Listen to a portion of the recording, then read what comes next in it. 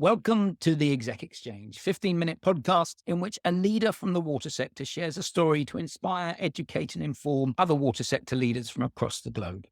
My name is Piers Clark, and today my guest is Will Pickering, Chief Executive at Pittsburgh Water. We're going to be talking about lead replacement and the issues of lead in water. Will, wonderful to have you with us today. Great to be with you. Now, let's go back in time. Tell me, what did you study at university and what did you do when you came out of university? I was a political science major, went to school on the West Coast in the Bay Area of California, Santa Clara University. And I think I thought I wanted to be an attorney. I watched a lot of Law and Order as a kid, but then met some attorneys and realized that wasn't what I was interested in. I fell into government, really fascinated with public policy.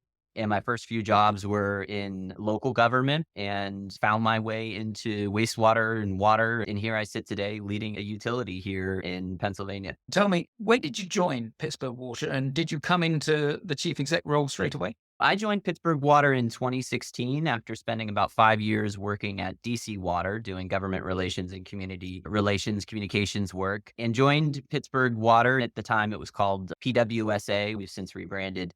And it was a very interesting time, Piers. The utility had just exceeded the lead action level. It had recently terminated its executive director, and there was a lot of concern about the future viability of the utility and how it was going to address this lead issue that came quickly on the heels of the issues out in Flint, Michigan.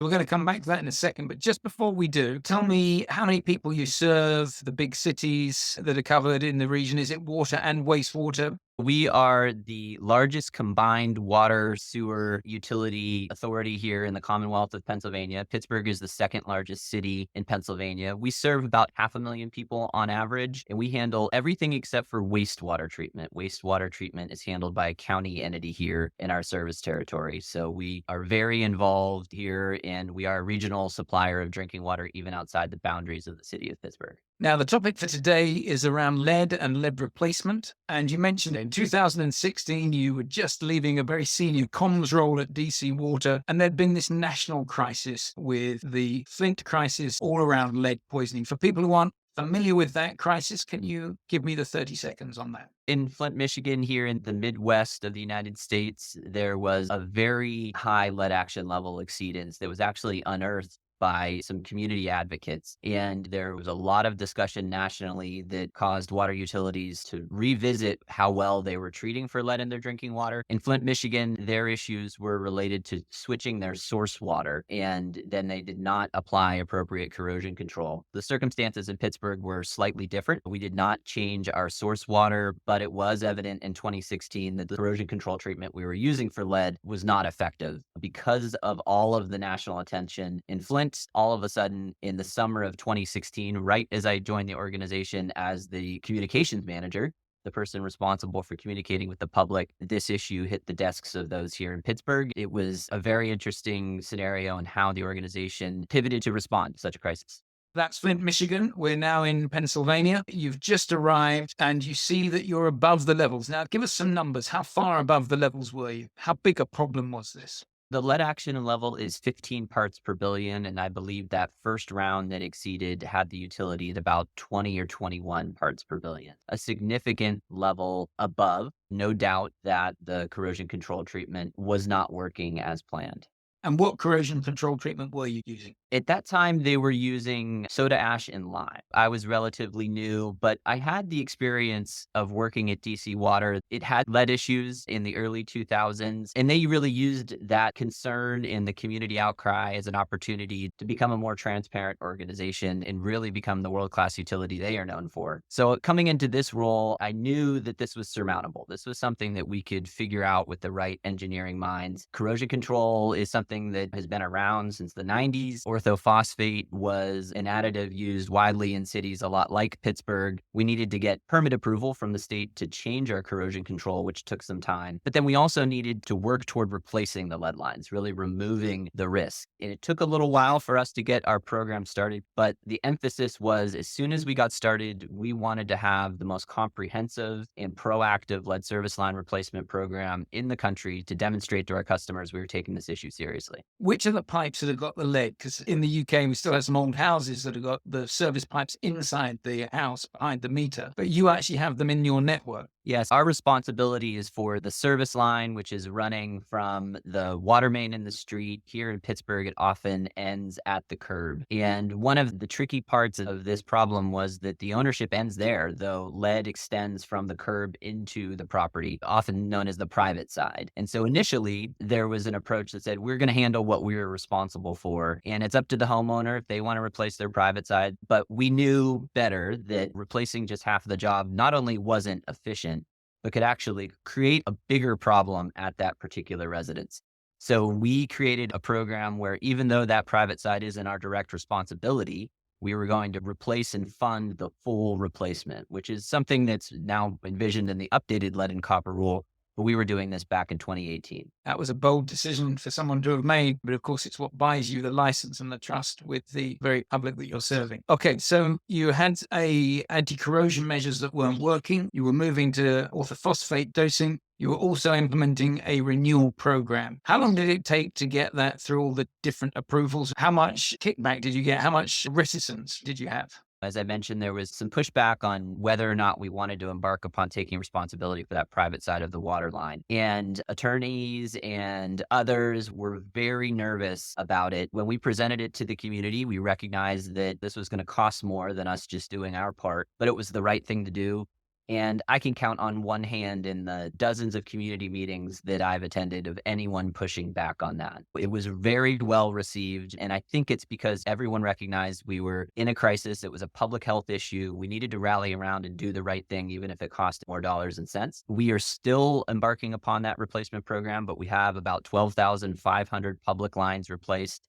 As I mentioned, when we run into a private line, we replace those as well. Our corrosion control came into compliance in the summer of 2020. We had to install some new equipment out in our distribution system.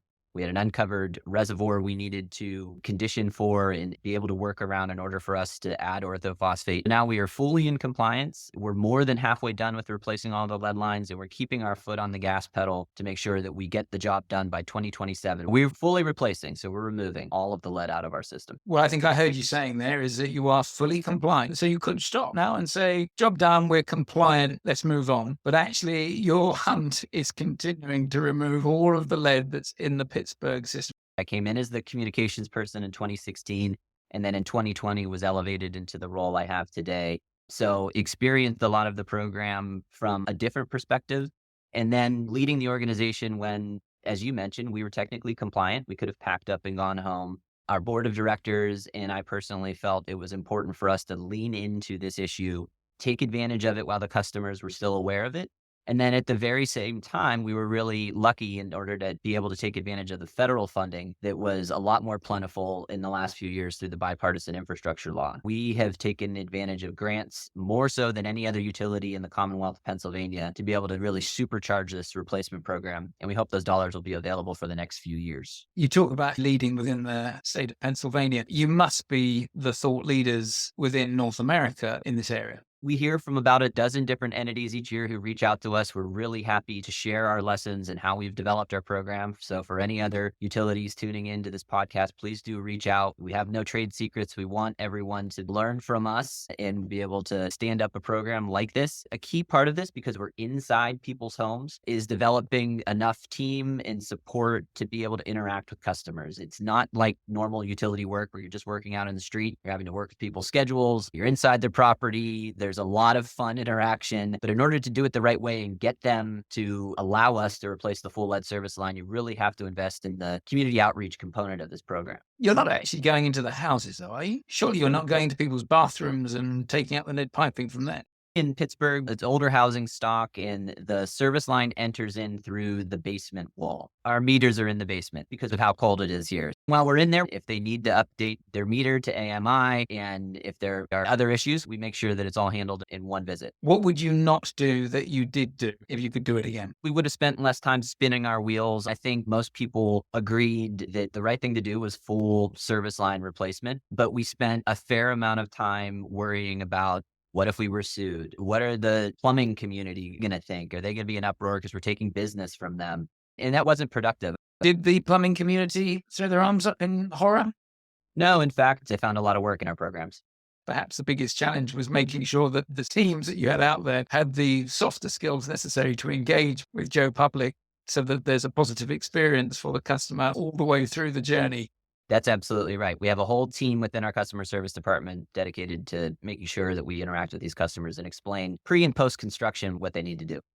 How long will the program run on till? When do you expect to be able to dust yourself down and say, job done? 2027 is our plan. As I alluded to, we've baked a lot of our assumptions into continuing to having access to federal funding here in the US. With some of those funding streams up for debate, that may require us to go back and reassess, but I am very hopeful we can get the job done in 2027, and maybe you can have me back on and I can tell you how we finished the job. Hell yes. Looking forward to that. If you could go back to 2060 and you're at DC Water and the opportunity comes up at Pittsburgh, do you take it? Do you not take it? What would you say? I'll absolutely take it. And probably about 5 years in, that person would have kicked myself for having taken it. But it's been so rewarding working with this team here and turning this organization around and knowing if my tenure were to stop today, that we've done some really important work, especially improving public health. Now let's ask the question of going back 25 years to when you left university and you were umming and ahhing about where to go next. Should you become an attorney at law or go into the water sector? What advice would you give yourself? I think it's keep an open mind. I never would have scripted that I would be a utility leader in Pittsburgh, Pennsylvania. Coming out of school, I had a much different career path, but the people that I met in this industry made this very attractive. I had a mentor in George Hawkins that I followed in DC government and over to DC Water, and just fell in love with the things that we do as an industry and the people in it who are so open to sharing and learning. And so don't hold tight to that script.